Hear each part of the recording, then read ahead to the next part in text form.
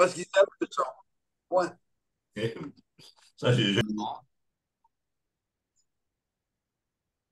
Erev Tov, eh ben, jamais. je vois que lorsque j'arrive, tout le monde s'en va. Non. Non, pas tout le monde.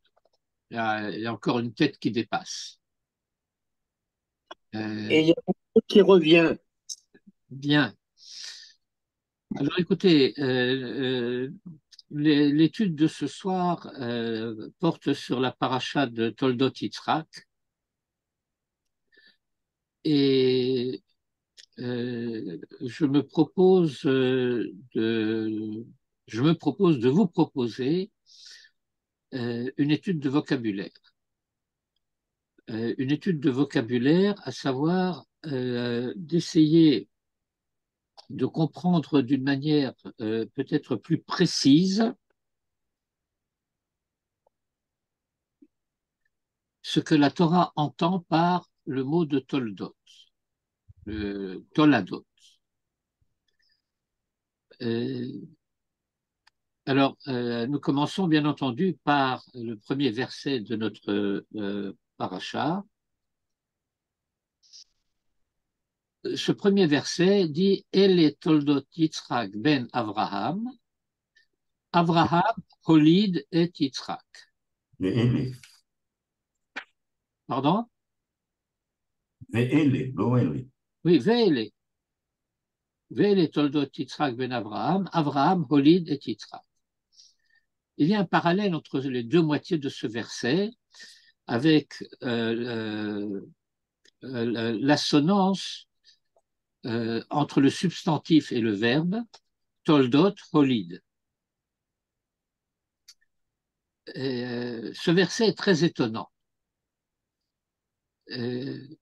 Pourquoi est-il nécessaire de dire Yitzhak ben Avraham? On le sait.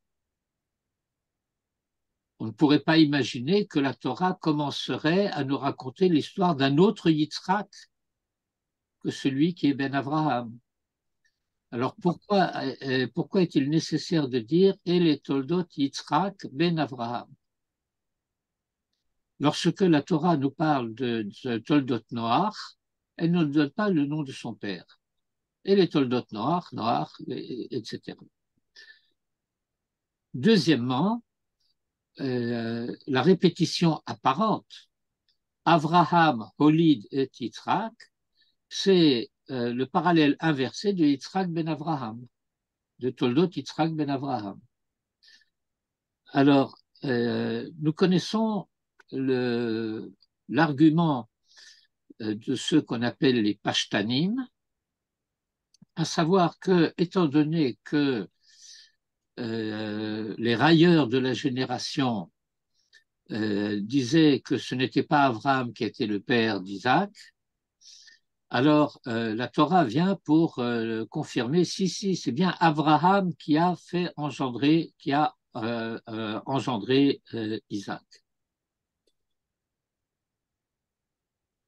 Je ne sais pas si vous percevez à quel point cet argument, ce commentaire, est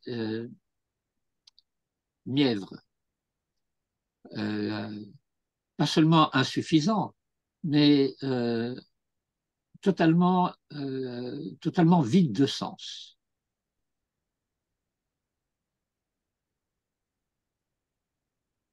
Est-ce que j'ai besoin d'expliquer ou est-ce que vous percevez à quel point ce commentaire est vide de sens?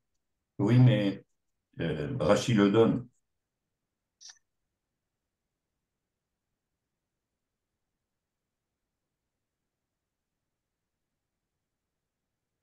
Non. Et alors?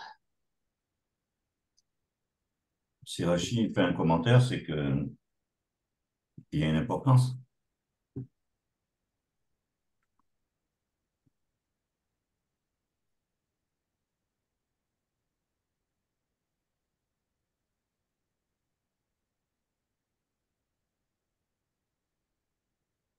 Oui. Et c'est quoi l'importance? Si véritablement il n'y avait pas d'importance c'est vrai que moi, j'ai jamais trop aimé ce commentaire-là de dire il y avait un petit doute, etc. sur eux. Mais Rachi, quand même, insiste là-dessus. Et il le donne comme un deuxième commentaire, Davar Acher.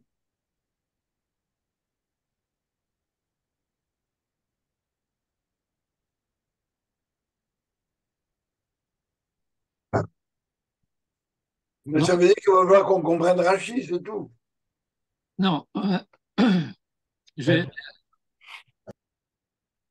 je veux dire, euh, étant donné que nous ne faisons pas partie des Letzané Ador, nous, lecteurs de la Torah, nous, lecteurs de la Torah, nous savons que c'est Abraham qui est le père d'Isaac. Et donc la Torah n'a pas besoin de nous le dire. Même si la Torah le dit, hein, les Letzané Ador n'en tiendront aucun compte. Ils s'en fichent de ce que la Torah dit. Par conséquent, ça ne sert à rien. Est-ce que vous suivez mon raisonnement? Hmm. D'autant plus que Rachi rapporte aussi l'enseignement selon lequel euh, la providence a fait que le visage d'Isaac reproduit le visage d'Abraham. Et on regarde Isaac, on ne peut pas se tromper. On voit, bah, ouais, papa, c'est Abraham. Il y a aucun doute à ce sujet. Et donc, si Rachi rapporte cet enseignement sous forme de Davar Acher, ce qu'il fait, et il mentionne de manière explicite les Tzané Hador.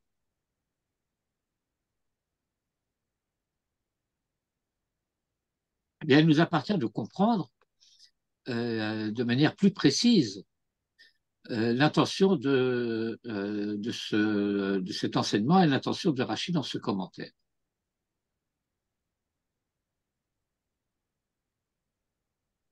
Mais pour l'instant, nous allons laisser ce point de côté et après avoir soulevé la question du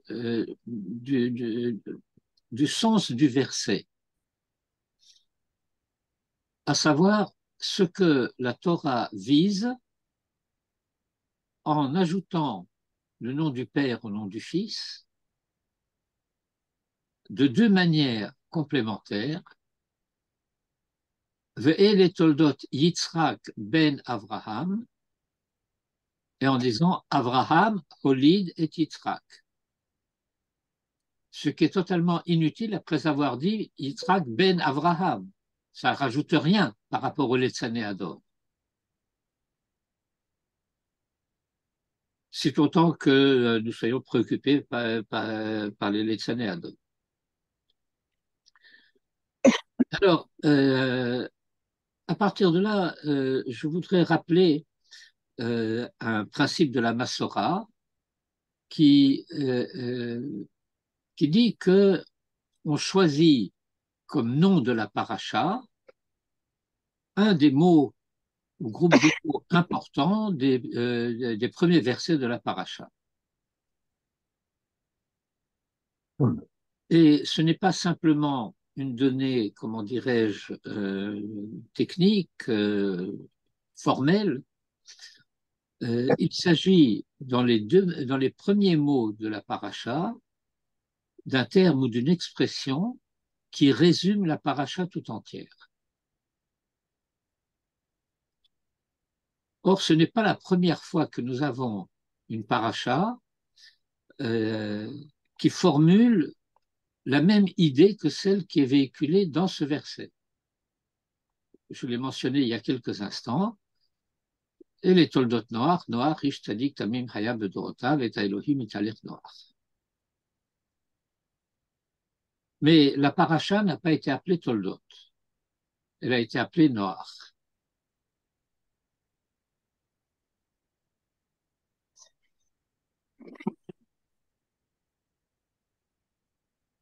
Lorsque nous étudions le commentaire de Rashi sur ce premier verset de la paracha de Noach. Alors, après avoir dit Hoil veiskiro super bishvacho,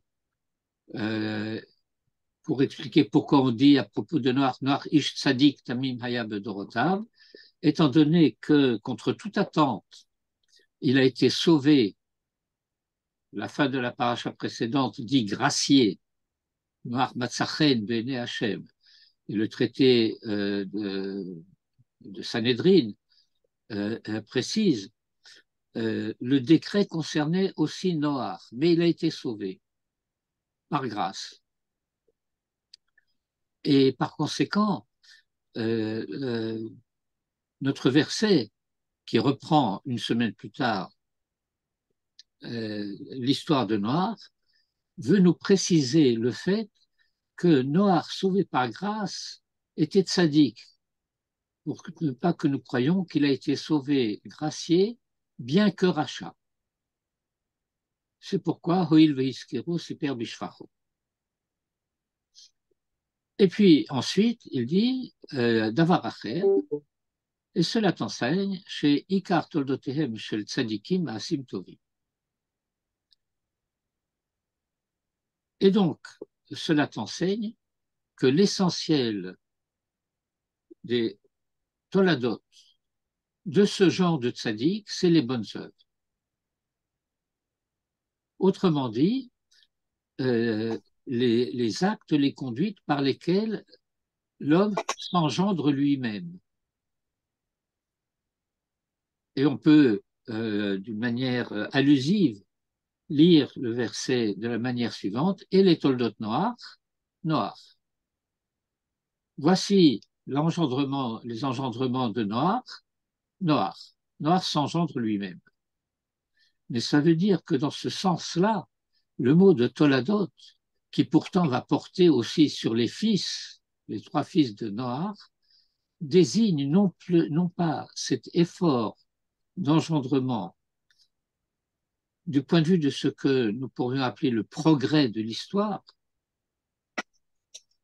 mais l'histoire personnelle, individuelle, d'un personnage, certes important, mais dont l'importance, en fin de compte, le dépasse lui-même, bien que lui ne soit concerné que par soi-même. Je ne sais pas si c'est suffisamment clair, cette phrase un peu embrouillée que je viens de prononcer. J'espère que c'est clair. Est-ce clair? Bien.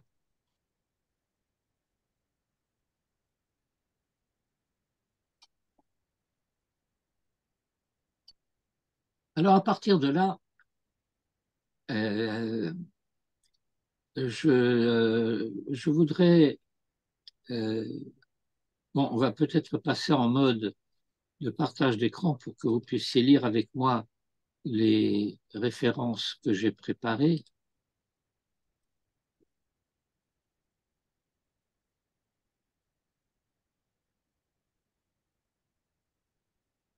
C'est pas ça que je voulais.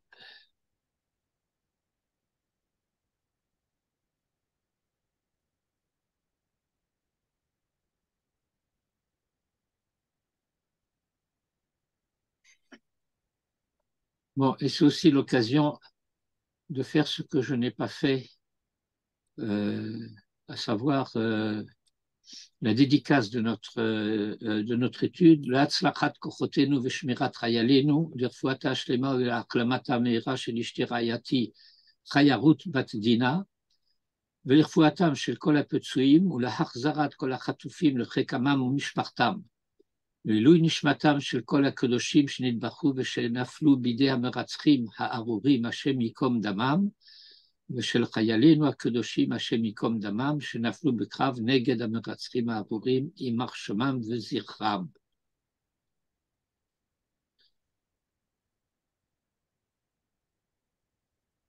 Alors, donc, je veux revenir par rapport à notre paracha un peu en arrière, en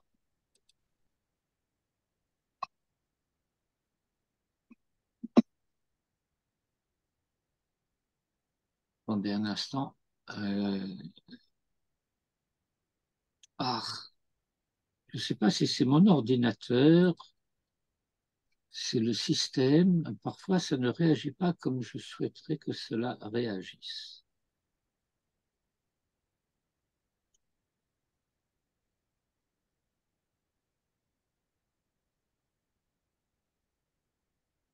Voilà. Et donc, dans la paracha de Lech Lecha, après la guerre des rois et l'intervention d'Abraham et les craintes d'Abraham concernant son propre avenir, peut-être qu'il a épuisé ses mérites au cours de cette guerre. Alors Dieu le rassure, et non seulement il le rassure euh, en lui disant Altira Abraham, il dit ton salaire reste très grand. Et la réponse d'Abraham est très surprenante. C'est pas du tout une réponse pieuse, merci mon Dieu. C'est une réponse presque insolente. Tu me promets des choses, mais tu peux rien me donner, puisque je n'ai pas d'enfant. Alors s'engage une discussion entre Dieu et Abraham, et Dieu cherche à convaincre Abraham du fait qu'il peut lui faire confiance, il aura un enfant né de lui et de Sarah. Et Abraham répond, c'est impossible parce que physiquement, c'est pas possible. Le vocabulaire du Midrash dit c'est contraire à mon horoscope, mais en traduisant en termes modernes, c'est contraire aux résultats des analyses de laboratoire. C'est pas possible. Alors, la Torah dit, Vayetse oto achutza, je suis à la ligne 9 sur le texte que vous avez sous les yeux. Il le fit sortir au dehors. Vayomer, il lui dit, Habetna hashamaima, regarde donc vers le ciel, usfor akochavim. On traduit habituellement, et je me tiens à la traduction classique, compte les étoiles. Im tuchal lisporotam, si tu peux les compter. Vayomer, et il lui dit, Ko yihi zaracha, telle sera ta postérité. Nous lisons le commentaire de Rashi. Vayotse oto achutza. Le fit pshuto, d'après le sens littéral, Hotzio me aholo, il a fait sortir de sa tente, la chutz vers l'extérieur, les rotakochavim, pour voir les étoiles.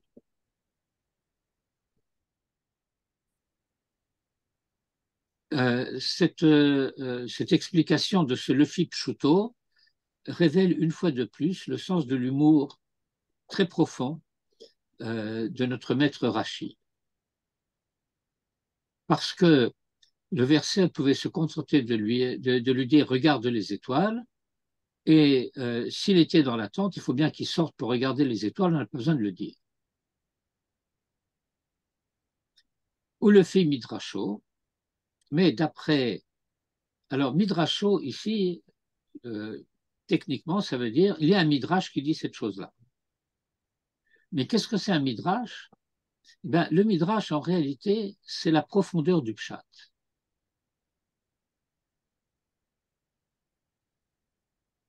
Et donc, de quoi s'agit-il de le faire sortir? Amarlo tseme itstagnenut shelecha. Littéralement, sors de ton horoscope, sors de ton astrologie. Je traduis en termes contemporains, sors de ton positivisme scientifique.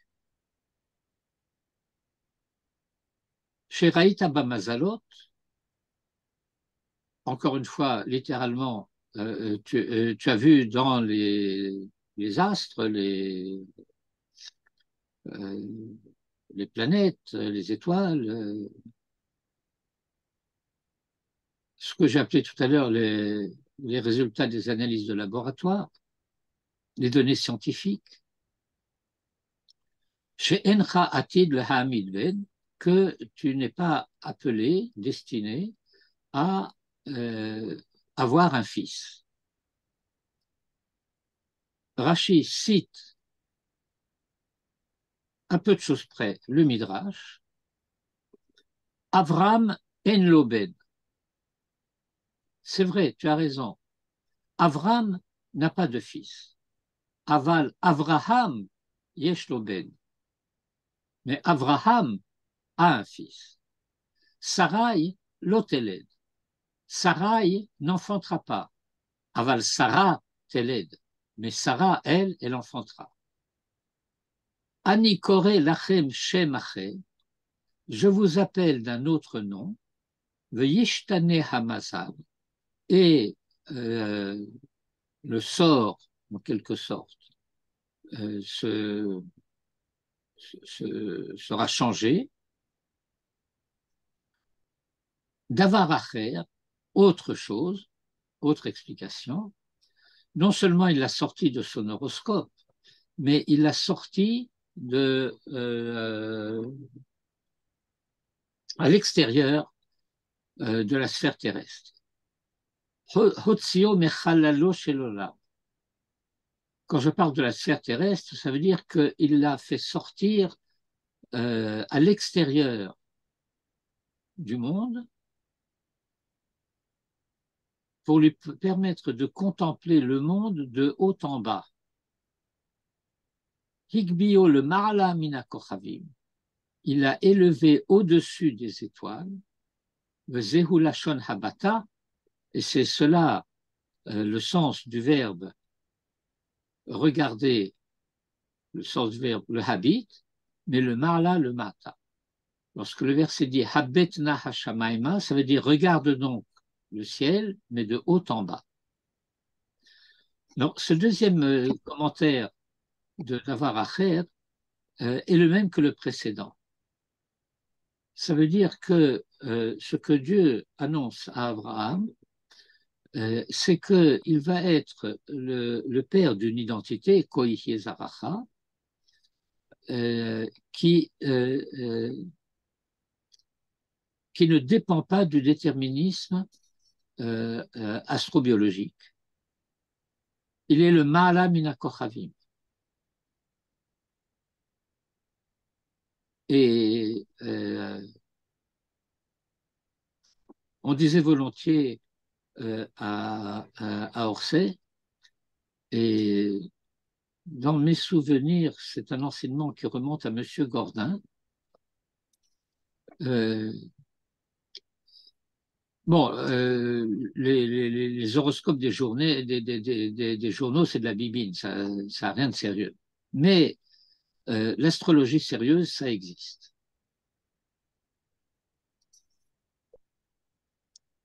Et si on va consulter un astrologue sérieux, on lui dit « je suis un juif pratiquant la Torah », eh bien, elle vous dira « eh bien, ça ne vous concerne pas ». Ça ne marche pas pour vous.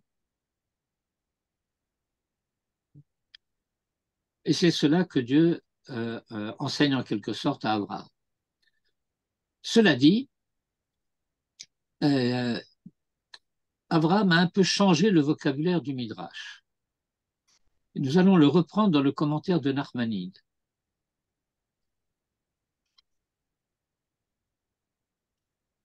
Nachmanide objecte. Mais Dieu a dit à Abraham, Avram en loben, aval Avraham yesh loben. Et Nachmanide dit tranquillement, Vehine Avram holid et Ishmaël. Et donc c'est contredit par les faits.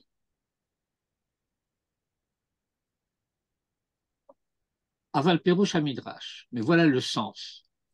En fait, le Midrash ne dit pas Avram en loben, le Midrash dit Avram eno molid, Avraham molid.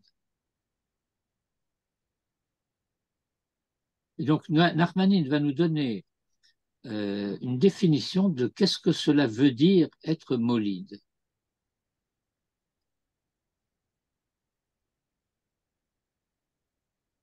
Pirouche Midrash, qui Avram Mevakesh Ben Yoresh Oto.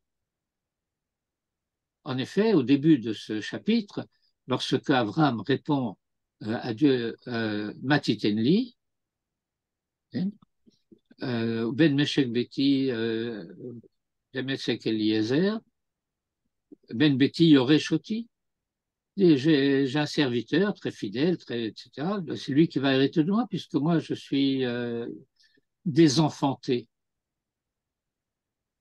Ce qu'Abraham veut, c'est pas seulement un petit homme, comme dirait Kipling, il veut un héritier. Et un héritier, ça veut dire quelqu'un qui va poursuivre l'effort que lui-même a entrepris. Avraham Mevakesh Ben Yoresh Oto. Comme Oshama Veine Ben Beti Yoresh Oti. Comme le formule dans sa plainte, voilà, c'est quelqu'un de ma maison qui va hériter de moi je n'ai pas de fils.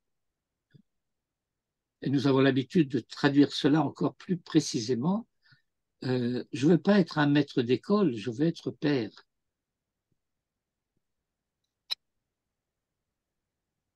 Il ne s'agit pas d'un élève qui est, bon, nous connaissons bien entendu cet enseignement très classique et très important, que les élèves sont appelés les fils et que le maître est appelé le père, parce que le père biologique a engendré leur corps, mais le maître leur donne l'accès au lamaba. C'est important en soi, mais il n'en reste pas moins que le maître, a priori, ça devrait être le père lui-même. Entre parenthèses, il faudra peut-être qu'un jour nous étudions ce texte. Ça sera difficile à étudier parce que c'est un texte qui est en yiddish. Et je crois que mon public ici présent n'est pas exactement yiddishisant.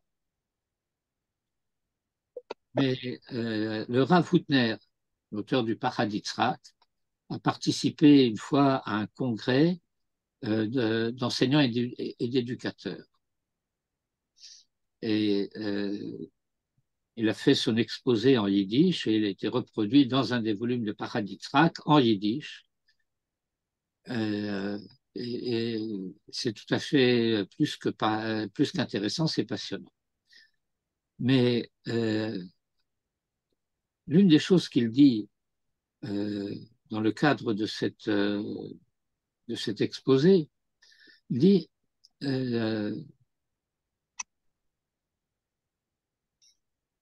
ceux qui donnent, les professeurs de Kodesh, comme on dit de nos jours, ceux qui enseignent la Torah dans les écoles, il faut savoir, ce n'est pas un métier. Ce n'est pas un métier. Parce que ce qu'ils font, c'est remplir ce qu'est le rôle des parents.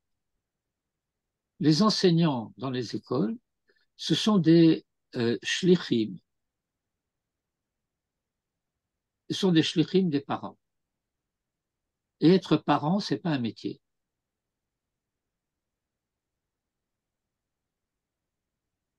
Et ce qu'il entend par là, c'est que les professeurs d'école qui pensent que leur fonction tient aux heures de cours qu'ils donnent à l'école se trompent. De même qu'on est parent 24 heures sur 24, comme on dit aujourd'hui, 24 par 7, et bien enseignant, c'est aussi 24 par 7.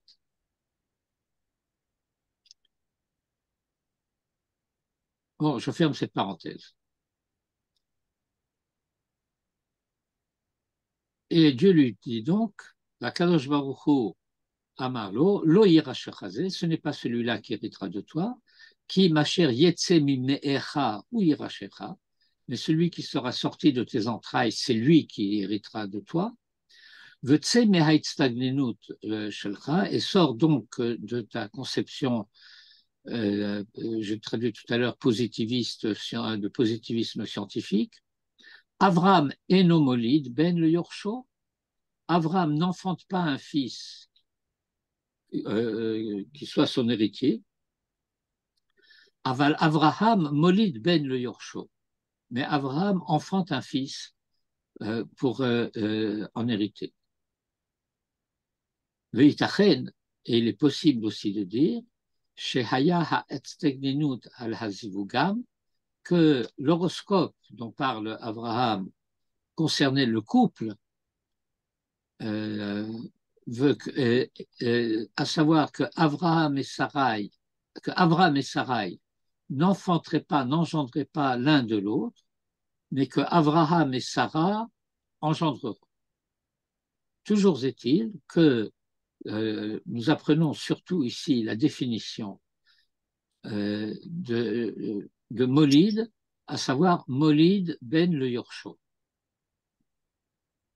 Molid ben le Yorsho. Et donc, lorsque on nous dit oui, mais il y a eu Ishmaël, eh bien, oui, effectivement, il y a eu Ishmaël. Mais Ishmaël n'appartient pas au Toladot d'Abraham. C'est Yitzhak qui appartient au Toladot d'Abraham. Et c'est déjà une indication de la raison pour laquelle ce que la Torah précise, c'est et les Toldot Yitzhak. Alors, il faut le lire de la manière suivante. J'espère que l'inflexion de la voix vous permettra de percevoir un petit peu l'idée que je voudrais faire passer. Et les Toldot Yitzhak. Voici les engendrements d'Isaac. Ben Avraham. C'est pas une donnée, comment dirais-je, de généalogie. Il ne s'agit pas de la carte d'identité, on dit nom du père, nom de la mère. Cela veut dire, c'est cela l'identité de Yitzhak. Yitzhak, c'est le Ben, c'est-à-dire le Yoresh d'Abraham, celui qui répond au désir d'Abraham.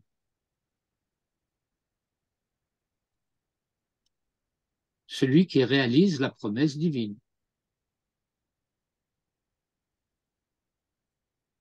Un fils en tant qu'héritier.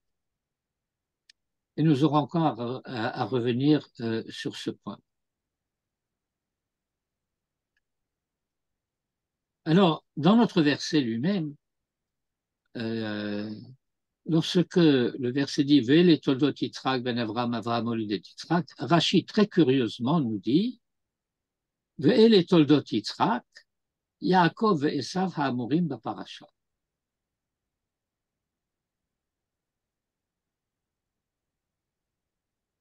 C'est quoi les toldot de Yitzhak? C'est Jacob et Ésaü, dont il est question dans la paracha.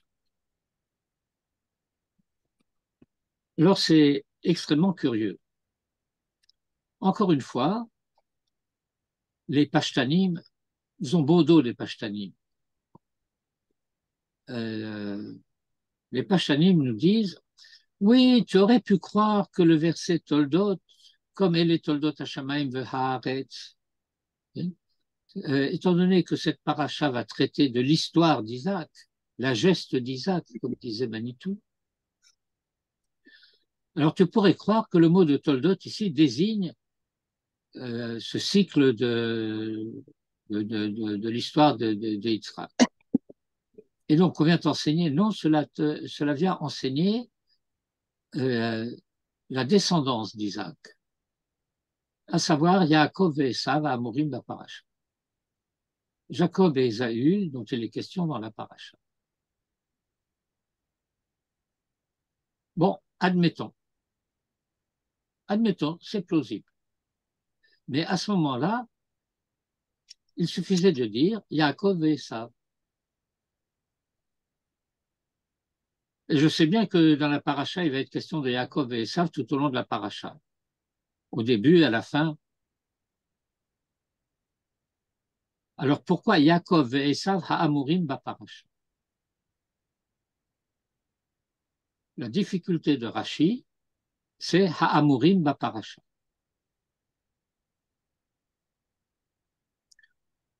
Est-ce que quelqu'un d'entre vous a une proposition à faire à ce sujet pendant que je bois une gorgée?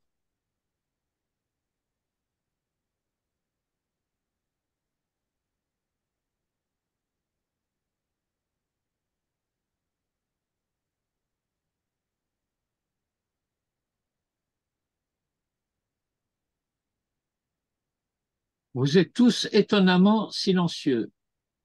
Tu peux prendre une autre gorgée. Ouais, c'est ce que je vais faire.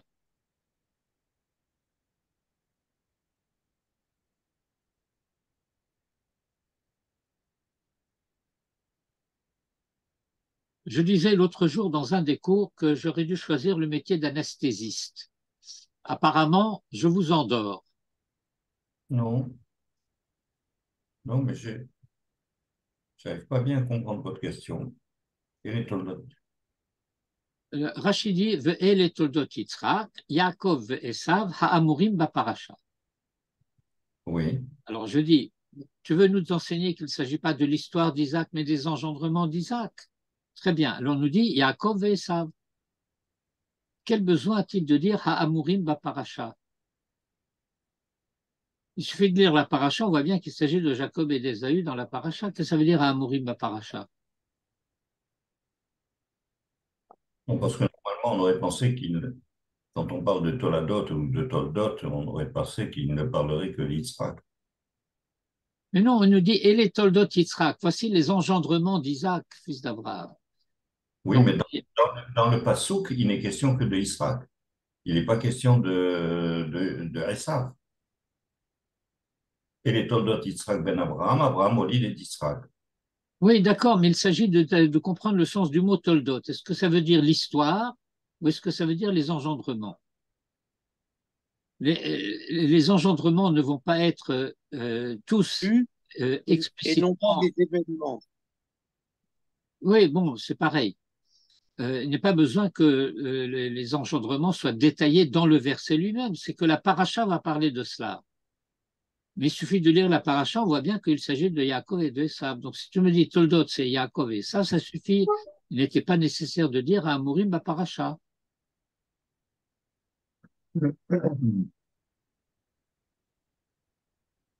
Écoutez, si dans le récit de la Torah, il y avait un autre Yaakov et un autre Esav que ceux dont on parle dans la paracha, alors on pourrait comprendre, on nous dit, ce Yaakov et ce Esav dont il est question dans la paracha, mais il n'y en a pas d'autres. Et donc, Amorim Baparacha n'est pas nécessaire. C'est une précision qui apparaît superflue. Et pourtant, elle est là. Bon, je vais poser la question autrement. Est-ce que Esav fait partie des Toladot de Yitzhak? Non. Non. Donc, lorsque il dit Yaakov et Esav, eh bien, tout de suite, il y a quelqu'un qui se lève, objection, votre honneur, comme on dit aux tribunaux américains, objection, votre honneur, Esav ne fait pas partie des Toladot. Oui, mais à ce moment-là, je ne le sais pas encore. Ah, A priori, c'est Yaakov et Esav. Et Ha'amurim Baparacha, parce que la paracha va expliquer pourquoi il y aura séparation entre Yaakov et Esav, ce qui explique aussi pourquoi Rashi les cite dans l'ordre non pas de naissance, mais dans l'ordre de préséance, et que la paracha va expliquer pourquoi Esav finalement va s'exclure de cette descendance des Toladot. Et c'est pourquoi j'ai besoin de Ha'amurim Baparacha, comprendre que cette histoire, il faut que je la lise dans la paracha.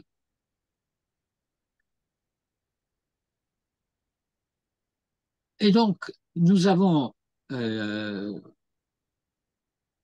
obtenu au cours de cette première phase d'étude un certain nombre de données sur la notion de Toldot, essentiellement qu'il s'agit de la mise en place d'une lignée héritière et au travers de laquelle va se transmettre une identité et une histoire simultanément, une histoire qui sera l'histoire de la réalisation d'un projet au travers des mutations d'identité dans la lignée concernée. C'est déjà le premier point, si je puis dire, que du point de vue de la langue, nous apprenons de l'étude jusqu'à présent. Et nous allons chercher à approfondir ce point à partir d'une étude qui va nous ramener au tout début du livre de la Genèse, en particulier dans le chapitre 4 et le début du chapitre 5. Alors, je lis simplement, je crois que je n'ai même pas besoin de traduire, les deux premiers versets du chapitre 4. והאדם ידע את חווה אשתו, ותחר ותלד את קין. ותאמר קניתי איש את השם, ותוסף ללדת את אחיו ואת הבל. ויהי הבל רועה צאן, וקין היה עובד אדם. On nous raconte que Adam et Ève, Adam yada et Hava ishto, ils se sont unis et elle a conçu et elle a enfanté Caïn, et ensuite elle a enfanté Abel. Ensuite, les versets 17 à 22 vont nous donner la généalogie de Caïn. Nous allons avoir une succession Vaïda Caïn et Ishto, Vataha Vateled et Chanoch. ויוולד לחנוך את ירד, וירד ילד את מחויאל, ומיכיאל ילד את מתושאל, ומתושאל ילד את למך, ויקח לו למך שתי נשים, שם אחת עדה ושם השני צילה, ותלד עדה את יבל, הוא היה אבי שיושב אוהל ומקנה, ושם אחיו יובל, הוא היה אבי כל תופס כינור ועוגב, וצילה גם היא ילדה את תובל קין, לא תשקול חורש נחושת וברזל, ואחות תובל קין נעמה. Toute une sidra de la généalogie de Caïn. Et tout au long de cette généalogie,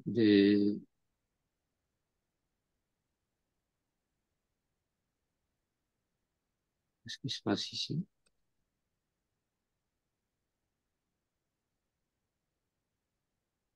Très curieux. Il y a une remarque que nous sommes supposés avoir faite et que la plupart du temps, on n'a pas faite. Ce ne sont pas des enfants. Comment? Ce ne sont pas des enfants, on n'a pas l'impression, ils ne sont pas qualifiés de ben. Voilà. Ce sont des enfants, ce ne Oui. sont pas des fils. Ah oui, c'est ça, très bien. Lorsque nous lisons à propos de Caïn et Abel, la naissance de Caïn et d'Abel, bibliquement, nous nous attendrions à ce que le texte dise Vatahar vateled ben, vatomer kaniti ish et Hashem, vatikra et shemo Caïn.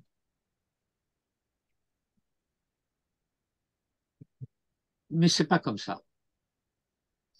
Et donc, nous avons l'habitude de dire ça paraît une boutade, mais en réalité c'est très sérieux, que le premier ben dans la Torah, c'est Chet.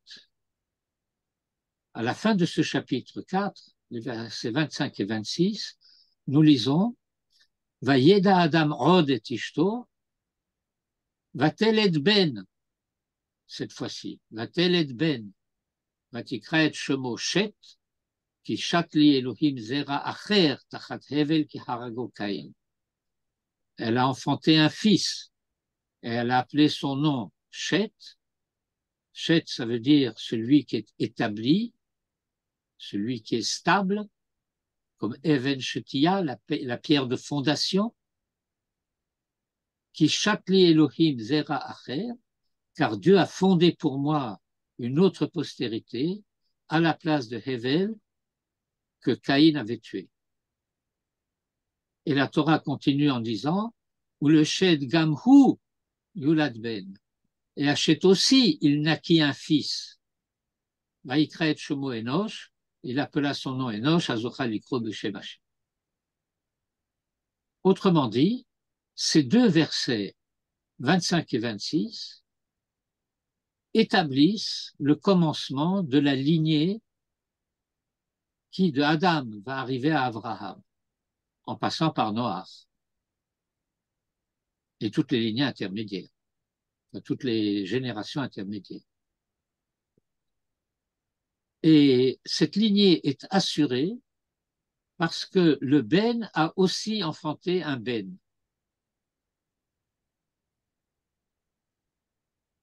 Nous avons vu ci-dessus que le Ben, ça voulait dire le Yoresh.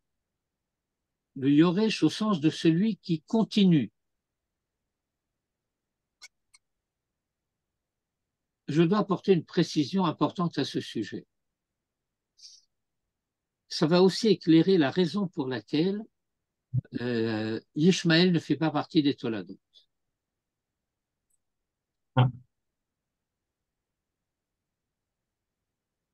Lorsqu'Abraham a parlé d'un Ben Yoresh, donc d'un fils à qui on passe le témoin, celui qui va être le continuateur, celui qui va poursuivre l'effort, eh bien, cela sous-entend que le fils représente un certain progrès par rapport au père. Que le fils fasse avancer l'histoire du monde d'un échelon, d'un cran. Or, nous savons précisément que les vertus d'Abraham et de Yitzhak sont des vertus contradictoires.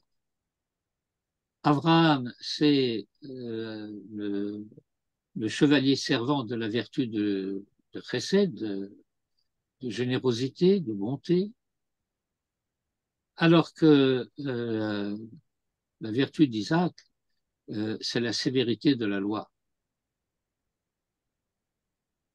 Isaac est celui qui va dire il y a une justice, il y a un juge. Yesh din ve yesh dayan.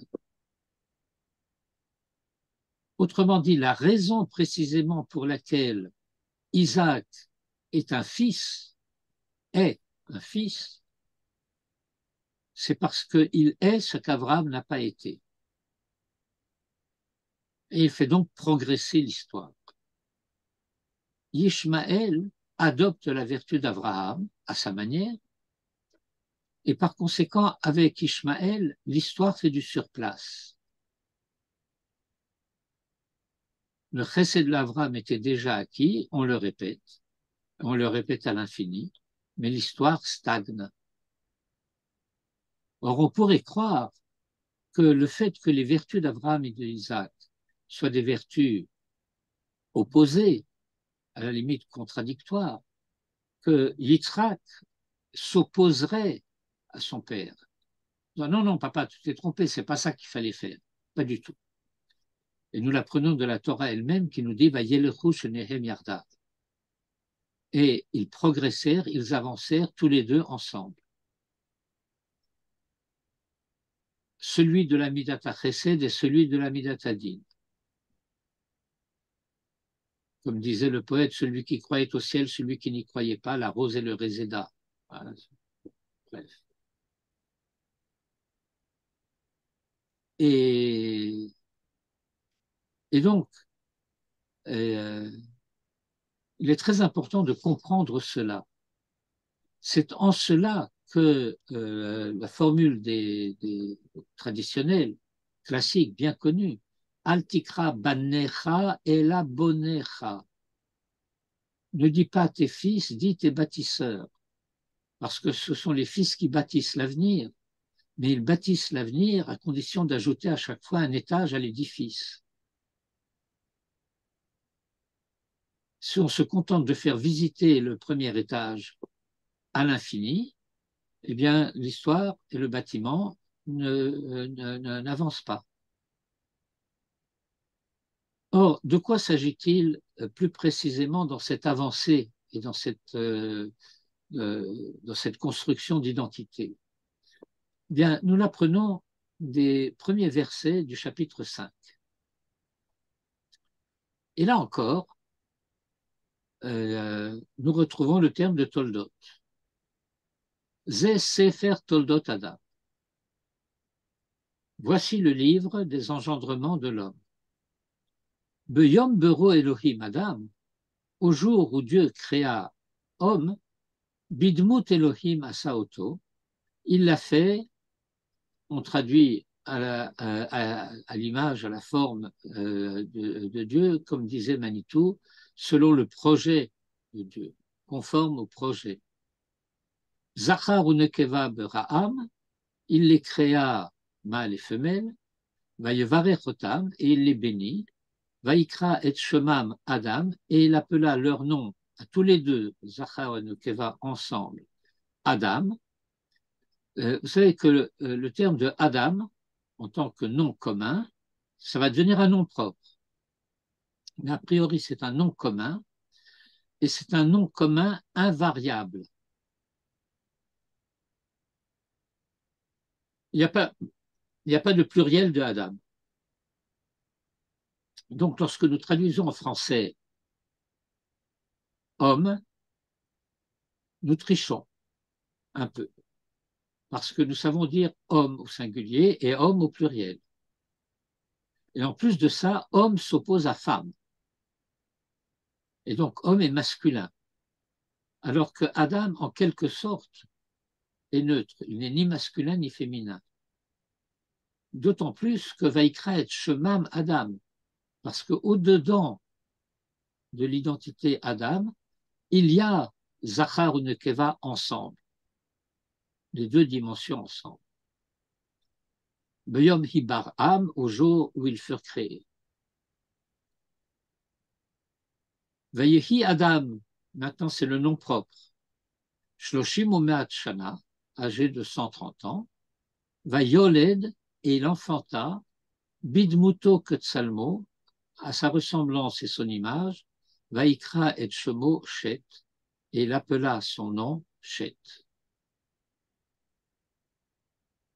Si nous mettons en parallèle ce verset, le verset 3 du chapitre 5, et le verset 25 du chapitre 4, nous obtenons une équation. Vayeda Adam od et ishto, ce qui correspond à Vayehi Adam shloshim shana, Vateled, Vayoled, Ben, Bidmuto Ketsalmo. Et donc, ce que nous apprenons de cette mise en équation, en quelque sorte, de la Torah, c'est que va être appelé de droit un ben, celui qui poursuit,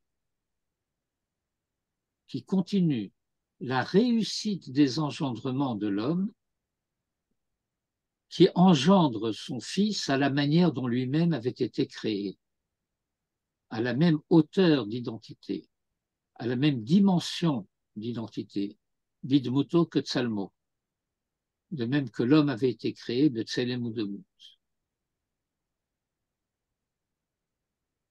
De Tselem ou de Mout, ce que Rabbi Yehuda Levi, dans le Kuzari, va identifier comme étant Ha'inyan Ha'elohi, le projet divin. Et donc nous avons ici cette équivalence, et c'est essentiellement jusque-là que je voulais arriver, entre la notion de ben, la notion de toladot et la notion de tselemudmut, qui finalement nous donne le paradigme de tout ce sujet. Ad kan.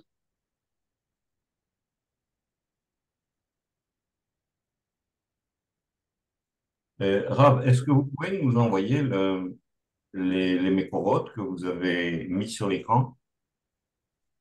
Mais certainement, Merci beaucoup. vous les trouverez quelques minutes après la fin du cours. Merci.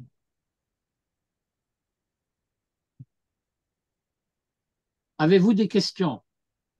Pas sur ça, directement. L'équation est jolie, c'est très mignon, c'est très bien. Mignon, tu allais dire, allez. Non, non, c'est mignon, oui, c'est mignon. Non, c'est mignon. Ben, je l'ai dit, oui, bien sûr. Mais comme mignon, c'est pas. C'est c'est pas trop miel, c'est pas trop paternaliste, c'est mignon, c'est bien. Je cherche quelque chose de mignon aussi dans Alaï Kilaltecha Béni, dans la paracha. Oui, Ah, Je cherche.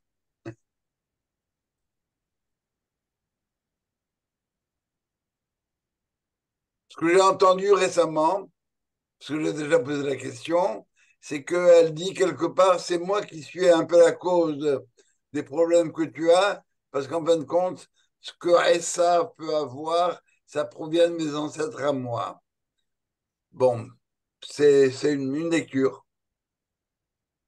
oui. Bon, alors d'abord, je vais faire une très brève analyse de texte à ce sujet. Jacob est tenu à Kibboutz Avaim. Sa mère lui dit, fais ça.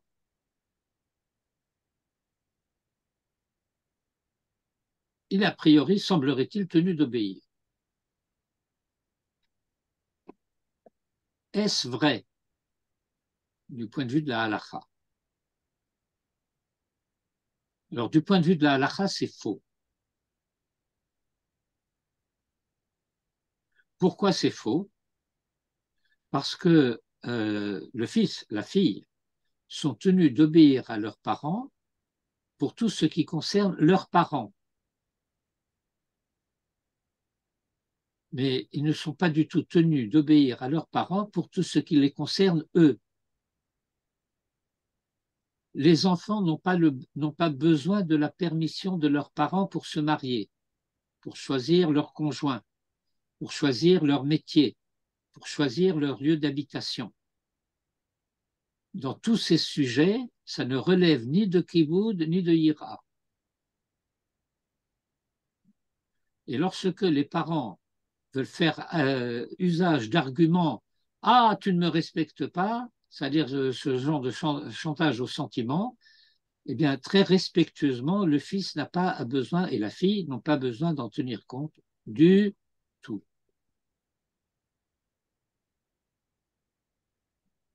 Ça va jusque-là?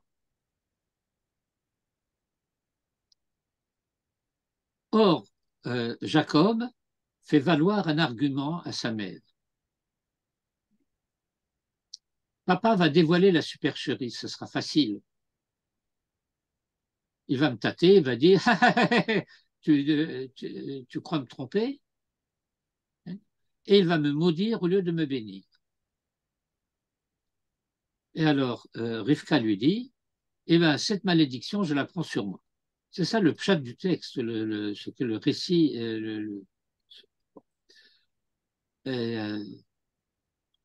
En d'autres termes, ce que Rivka dit à Jacob, je prends le risque.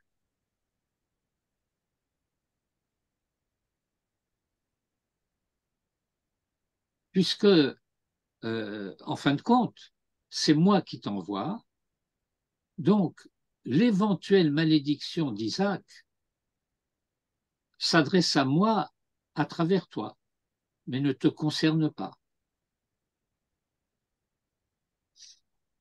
Mais c'est aussi une manière de dire j'ai pas peur.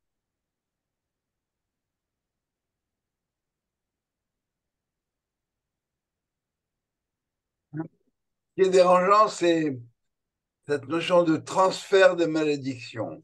Oui, mais Et là, j'entends tout le reste, ok? Tout le reste, j'ai entendu. Je prends le risque, bon, c'est bien, mais le transfert de la malédiction, c'est ce qui me dérange.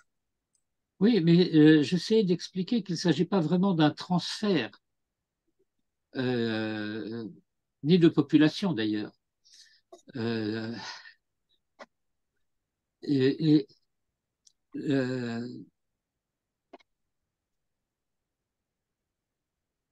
ça veut dire, cette éventuelle malédiction, c'est à moi qu'elle s'adresse, pas à toi.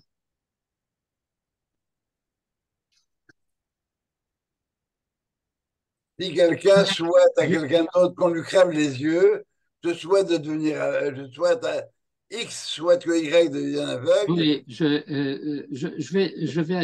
vais aller un peu plus loin. J'ai commencé par expliquer pourquoi Jacob n'avait pas besoin d'obéir à sa mère du point de vue de la halakha. Euh, je vais ajouter un deuxième point de halakha à ce sujet, qui peut paraître un peu curieux. Il existe dans le domaine halachique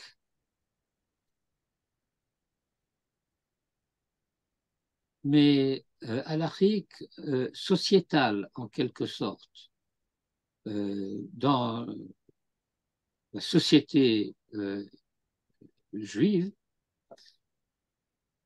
une notion qui s'appelle l'autorité du maître. L'élève, le disciple, est supposé être mekabel marout, accepter l'autorité du maître. Accepter l'autorité du maître, ça veut dire accepter la manière du maître de fixer la halakha.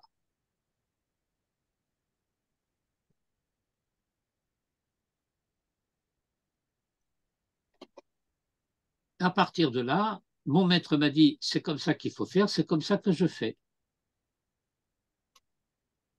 Mais en même temps, il faudrait beaucoup nuancer, mais je dis les choses d'une manière très brute, si j'ose dire. C'est pas un diamant taillé.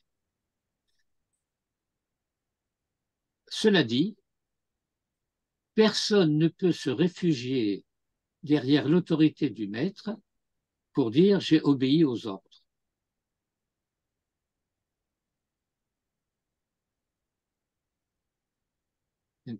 Je dois faire ce que mon maître me dit, mais c'est moi qui en porte la responsabilité.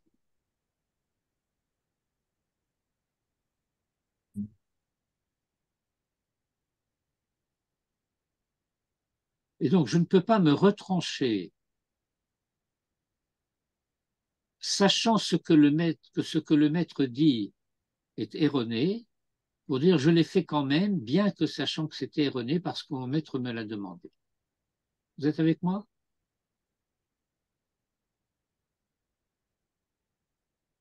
Et donc, cela reproduit en parallèle un enseignement traditionnel, En Shaliach le Dvar Avera.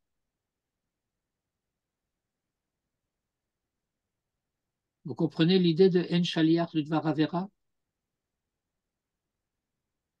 Si quelqu'un me dit va faire telle faute et que je la fais, je ne peux pas dire c'est pas ma faute, c'est la sienne. Parce que la Avera, c'est moi qui l'ai faite. Et donc, si je sais que c'est mal et que je le fais, c'est moi qui en porte la responsabilité. Et donc, lorsque Rivka dit à Yaakov, c'est ça que tu vas faire, si Yaakov sait que c'est mal, il n'a pas le droit de le faire. Parce que Allah qu'il est la terra bénie, ça ne marchera pas. En shaliach le dvar avera. d'où nous apprenons que ce n'était pas Dvar Avera. Et que Jacob a compris que c'est ça qu'il fallait faire.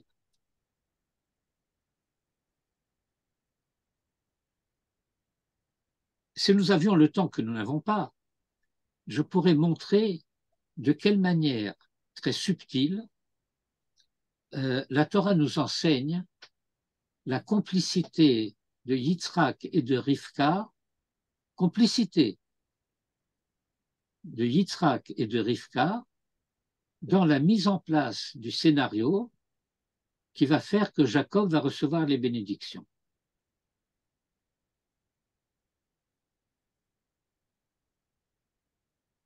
Très brièvement, première étape, on écarte Esav. Deuxième étape, on prépare un ragoût. On en profite pour remettre les peaux des animaux sur les bras et sur le cou de Jacob, pour que Yitzhak puisse tranquillement le tâter, pour pouvoir prononcer la fameuse formule qui est la clé, en quelque sorte, de tout le passage. Akol kol Yaakov hayadaim yodei Esav. Et le Gaon de Vilna fait remarquer que les deux mots kol de ce verset ne sont pas écrits de la même manière. Le premier est écrit sans vav et le deuxième avec vav. Hakol, c'est Hei Kuf Lamed. Kol Yaakov Kuf Vav Lamed. Et le Gaon enseigne la manière suivante. Yitzhak s'adresse à Yaakov et lui dit: est-ce que tu es conscient des enjeux? Est-ce que tu te rends compte du fait que si la voix de Jacob s'affaiblit, Hekel Kol Yaakov, Ayadaim Yodei Esav, il ne restera que les mains d'Ésaü. C'est-à-dire que la gageure à laquelle tu t'engages, c'est d'être capable d'être à la fois Yaakov Tzadik, ce que tu es déjà, et un Esav Tzadik, ce qu'il aurait dû être et qu'il n'est pas. Et par conséquent, Isaac sait parfaitement qui est présent devant lui.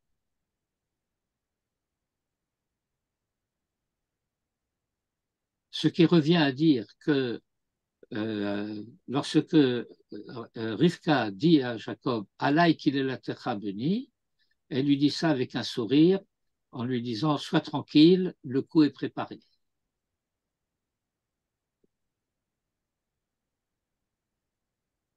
Mais il faut faire comme si.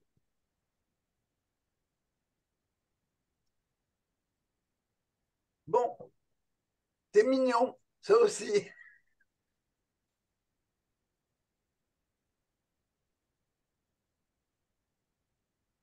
C'est quoi l'atmosphère chez vous actuellement? Quand je parle à mes enfants, ils me disent que Dan, mon fils, qui vit à Jérusalem et qui va donner des cours à pas loin de Tel Aviv, à Bat Yam tous les jours, me dit que il semble pas vraiment.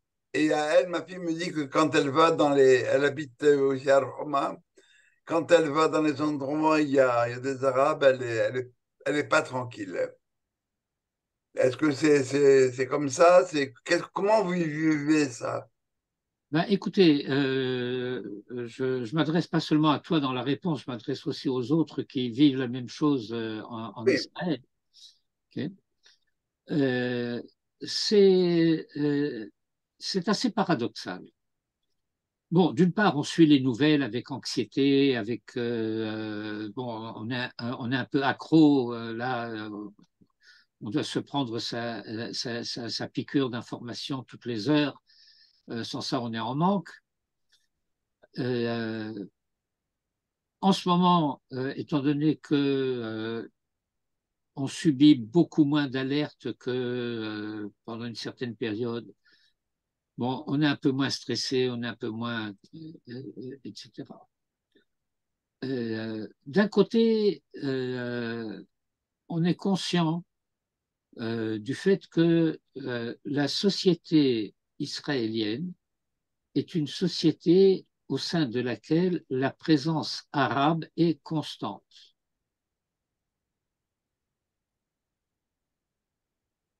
Au supermarché, à la pharmacie, à l'hôpital,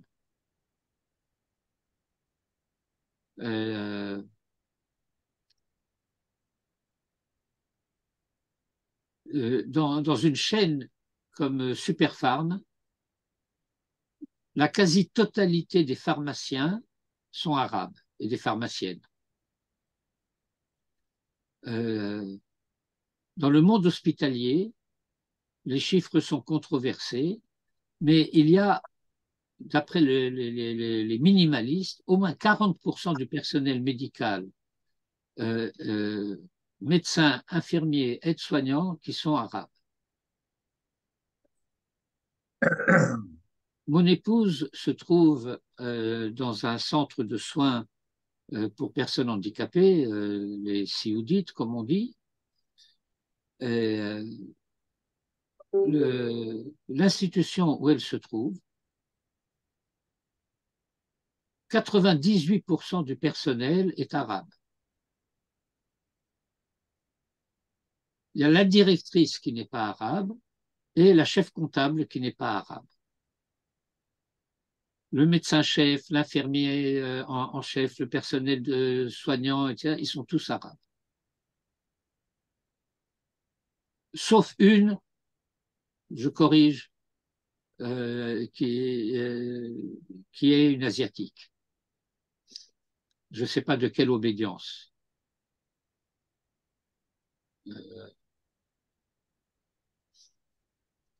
Et donc, est-ce que nous ne savons pas que tout ça, ça peut exploser? Oui, mais ça n'a pas explosé. Bien sûr, il y a eu quelques attentats. Bien sûr, il y a une activité sécuritaire extrêmement intense d'Israël, en Samarie en particulier, un peu moins en Judée. Mais orienté vers des gens connus, affiliés au Hamas et tout ce qui s'ensuit. Mais on s'aperçoit que ce sur quoi le Hamas comptait ne s'est pas du tout réalisé. Il pensait qu'il y aurait un soulèvement généralisé dans les Shtachim, comme ils disent, et aussi dans la rue israélienne. À Haïfa, à Tel Aviv, Rishon LeZion, Petah Tikva, il y a plein d'Arabes partout, que tout cela allait prendre les armes et que ça serait un bain de sang. Ça ne s'est pas produit.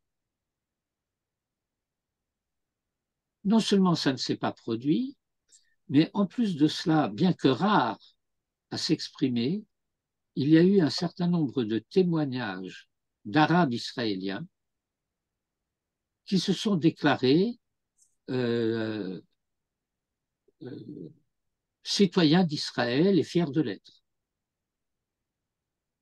Ce qui est un grand chidouche. Ad kama ze mehape velachutz, je ne saurais pas dire. Il y a un vieil adage juif traditionnel, kavdehu vechashdehu.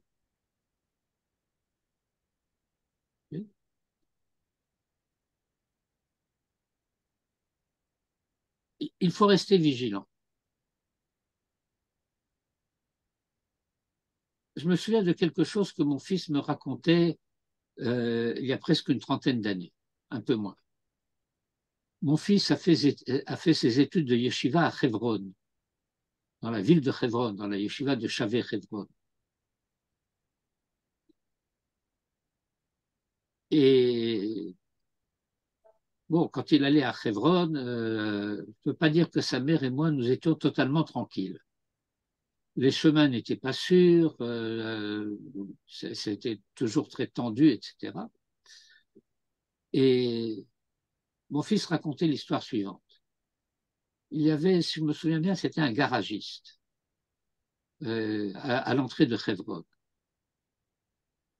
qui avait un ouvrier arabe. C'était à l'époque de la première intifada.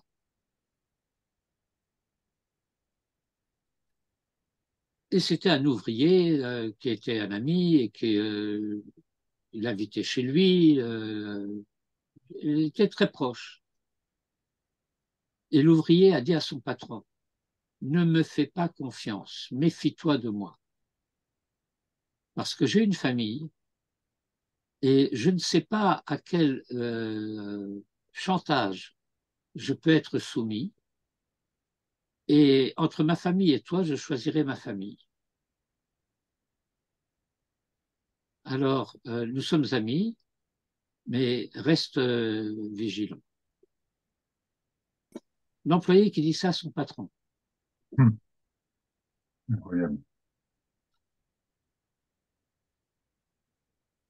Ouais. Et je pense que ça peut encore être vrai de nos jours. Il y a quelque chose qui est très gênant. Et, par exemple, compte tenu du fait que le personnel médical dans certains hôpitaux, dans certains services, est à majorité arabe, ils parlent en arabe entre eux. Et le drame, c'est que nous, on ne parle pas l'arabe. Donc, on ne sait pas ce qu'ils disent. Et ça rend, et c'est très gênant pour les Israéliens. Beaucoup de gens me l'ont dit. Oui. Ils ont l'impression Et j'entends de plus en plus de gens qui participent à des débats télévisés sur toutes les chaînes. Je zappe de la 11 à la 12, de la 12 à la 13, de la 13 à la 14 et retour. Et je passe de l'une à l'autre. Je vais aussi sur CNews et sur I24. Mais sur les chaînes israéliennes, il y a de plus en plus de gens qui font la remarque que à l'école en Israël, l'enseignement de l'arabe devrait être obligatoire. Et en plus de ça, et sans aucune gêne, par exemple, nous à Kadima, dans le supermarché de Rabbi Levi, il n'y a que des Arabes. C'est pas une deuxième langue officielle en Israël, l'arabe? Mais absolument. Ah bon? Et il faut bien C'est la dire, raison, c'est la raison pour laquelle les poteaux indicateurs sont tous Oui, avec des inscriptions en arabe. et pourquoi il n'y a pas les cours en arabe obligatoires dans les langues? parce que les, Parce que en parce qu'on anglais, est idiot. c'est tout. C'est ça le problème. C'est un grand problème. Et en plus de ça, il n'y aura jamais une loi disant qu'il faut parler l'hébreu. Par exemple, quand vous êtes au supermarché à Kadima, tout le personnel est arabe. Je dis bien tous. Et ils parlent et fort entre eux en arabe. Et ils parlent aussi hébreu.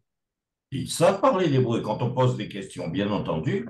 Et il y a des filles, quand vous passez à la caisse, mais ça ne me gêne pas, je suis d'accord avec ça. Il y a des filles qui sont religieuses, quand vous passez à la caisse avec une bouteille de vin, elle vous dit, est-ce que tu peux la faire passer? Prendre la bouteille pour la faire passer devant le code barre, ce que je fais volontiers, parce que je respecte Mais la parce conviction. que ce n'est pas une atteinte à tes convictions laïques. Oui. Oh, la France est totalement ridicule à cet égard.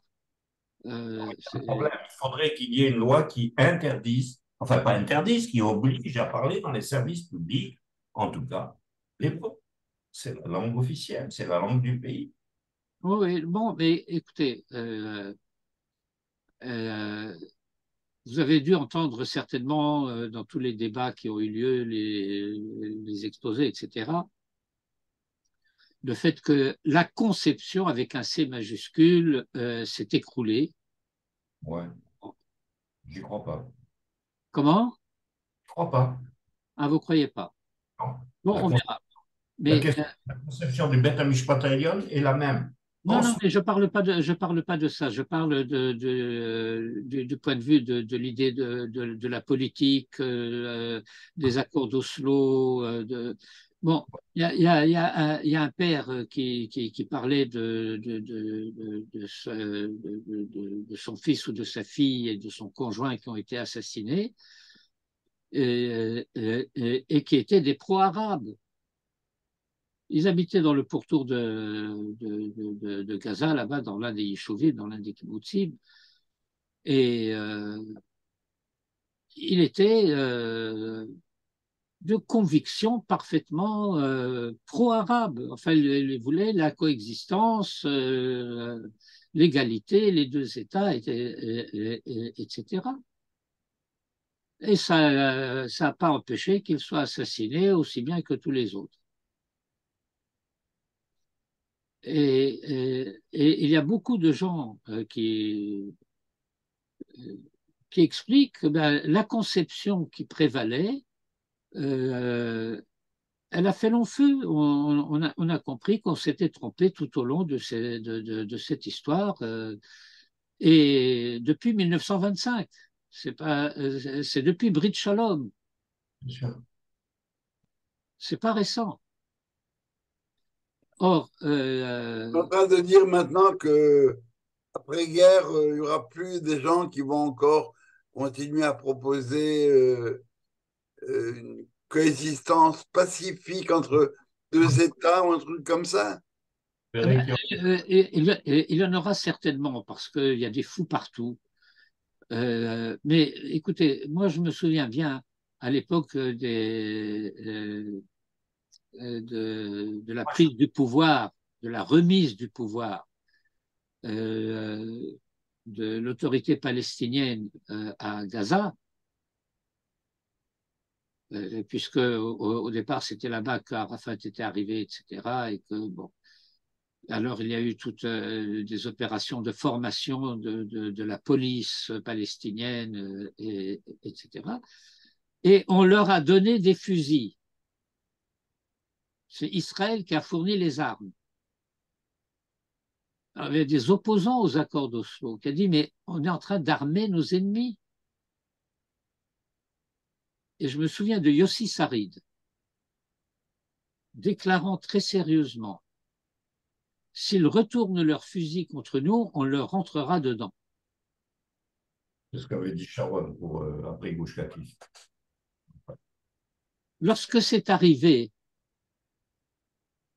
pas Yossi Sarid, mais d'autres qui ont participé du même mouvement, se sont ingéniés à expliquer pourquoi c'était de notre faute. Mais je vais vous dire, c'est pas seulement Israël, c'est le monde occidental d'une manière générale, et en particulier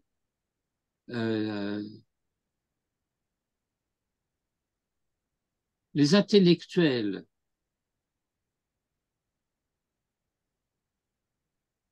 qui se sentent coupables de la colonisation, qui portent le fardeau de la colonisation et qui sont devenus des émules ou des disciples d'un personnage qui s'appelait Frantz Fanon. Est-ce que vous avez entendu parler de Frantz Fanon? Frantz Fanon était un Français des territoires d'outre-mer et qui prônait la révolution à outrance et qui expliquait que, étant donné que les pays faibles, les peuples occupés, colonisés, n'avaient pas d'armée et n'avaient pas de puissance militaire, ils étaient obligés, à juste titre, d'avoir recours au terrorisme. Et il se trouve qu'un personnage extrêmement important de l'intelligentsia mondiale a adopté ces vues. Il s'appelle Jean-Paul Sartre. Et Jean-Paul Sartre soutenait et défendait le terrorisme. Il l'a écrit, on a des textes.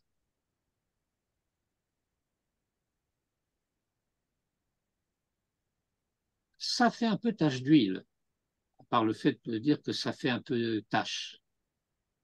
Parce qu'aujourd'hui, défendre le terrorisme, c'est pas très bien vu. Je pense qu'il y a plus que le terrorisme, ce qu'on a vécu le 7 octobre. C'est pas juste du terrorisme. Une bombe quelque part, des choses comme ça, d'accord. Mais la boucherie qu'il y a eu, c'est Mon cher, du métaterrorisme, ça. Mon cher Joe, il faut se rendre compte du fait que l'objectif du terrorisme, c'est de semer la terreur. Mais Pour semer la terreur, il faut faire des choses horribles. Or, en plus de cela, s'agissant de la tradition musulmane, qui obéit à la fois stratégiquement et tactiquement au modèle que lui a donné Mahomet et qui donc reproduit la conduite de Mahomet, eh bien, aussi bien les meurtres, les viols sont justifiés coraniquement. Aujourd'hui, il est de bon ton de séparer l'islam et l'islamisme et toute cette sorte de choses. Il y a des gens qui disent ah ben voilà, il faut donner le pouvoir à Gaza à l'autorité palestinienne. Mais l'autorité palestinienne, c'est des terroristes au même titre que le Hamas. Ils sont tout prêts à faire la même chose. Sauf qu'ils ne peuvent pas parce que l'Israël est plus près policièrement parlant et militairement parlant et qu'ils sont un peu impuissants. Mais il suffit de voir les déclarations de ce Abou Mazen et à l'ONU et les déclarations qu'il a faites récemment après le 7 octobre et de voir leur manuel scolaire de l'autorité palestinienne et de voir de quelle manière ils donnent les noms des martyrs, comme ils disent, aux places, aux rues, aux nouveau-nés, comment financièrement on entretient les familles des terroristes. Ça, c'est l'autorité palestinienne qui fait ça avec l'argent du contribuable européen. ouais. Bon. Allez, bonne soirée. Et les gens du Hamas, aussi bien dans les documents écrits qu'on a saisis sur le corps d'un certain nombre de terroristes que ceux qui ont été interrogés, etc. Mais eh bien, on avait des instructions très précises concernant ce qu'il fallait faire. Et il fallait faire quelque chose pour horrifier et terrifier la population. Oui. Bon, mais heureusement, ça se passe pendant le mois de Kislev, voilà. On a déjà eu une expérience dans ce mois-là. Oui. טוב, אז שנשמע בשורות טובות. Amen, Shabbat Shalom et les poches כל טוב. merci.